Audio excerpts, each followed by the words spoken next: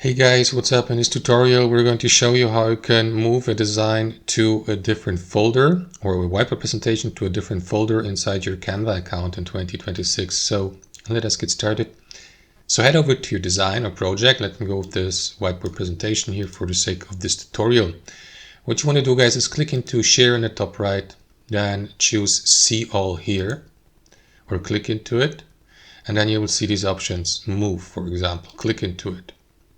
Then go through your library of projects here on Canva. You can search for a specific folder or click into all here to get a better overview, and then select the given folder, for example, your projects, or you can navigate to it and create a subfolder here. Click into create new, give your folder or subfolder a name like, I don't know, my whiteboard presentations, and then confirm by clicking into move to new folder. That's how it works, guys. Thanks for watching and have a wonderful day.